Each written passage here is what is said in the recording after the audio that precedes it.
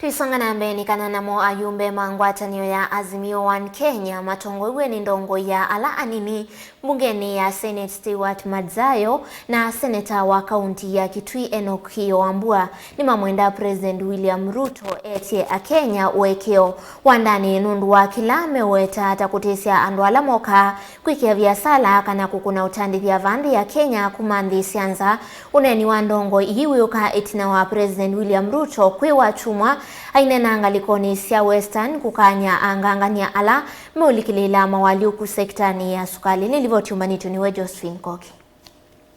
Imwe cia ndongoi ngwatanio ya Azimio-One Kenya ni cia mwenda musumbi William Ruto Etye Uekeo kuma kwiene nthi kwa kutisya atandithya ala mokaa kwikia viasala kana kutwaisya utandithya va Kenya kuma nthi ingi. It is important that the President of the Republic of Kenya must apologize to the Kenyans and all businessmen who are doing their businesses in this country.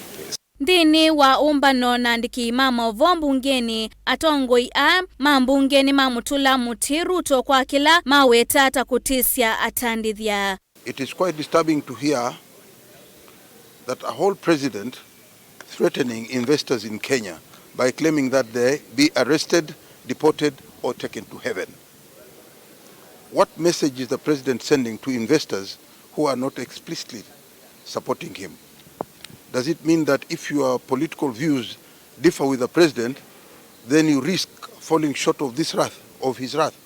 Ndongoi nimamwenda ndongoi ya anini mbungeni ya Senate na ula ingini wa Seneta wa Kilifi Stewart Madzayo munini wake Seneta wa kaunti ya Kitui Enoch Kiio Wambua na Seneta wa Migori Okech. We are hearing these utterances at a time that the country is desperately in need of national dialogue.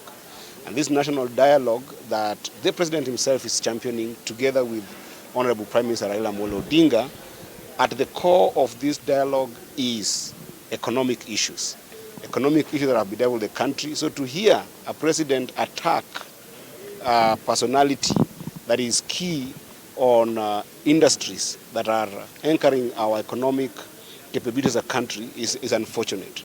Uneni wa ndongoi iwiuka itina wa President William Ruto kwiwa chumwa ainene angaliko sia western kukanya anganganya alame ulikila mawaliuku sektani ya sukali vala unawetie kana alusani onde menanzia itatusyoka kuthiyela kuthama Kenya kana kuthi etune. Hakuna mtu ataendesha mambo ya ufisadi kwa hii Kenya.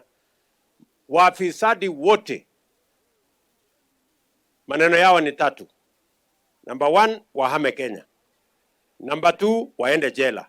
Number 3, wasafiri waende mbinguni. Hakuna maneno ingine. Kuyanana na Madzayo ni kana itisya ya President nundu umwe na kutisya kumya mundu thayo. Ayasya ni uvathukanu na katiba. Your business being labeled as cartel or living in fear cause your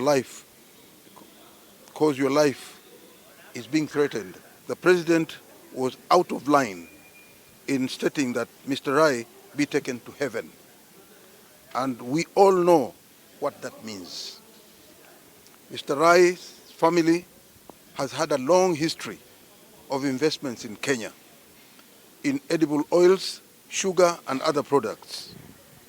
It has extended its dominance in the sugar sector, thus President terming him as a cartel.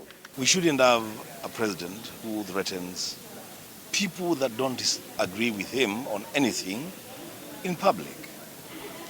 And I know that perhaps the president is unhappy with whatever it is that Rai has done, but there are better ways of dealing with those kind of disagreements. Di ripoti ya vilingi wa mauweta ni Josephine Koki.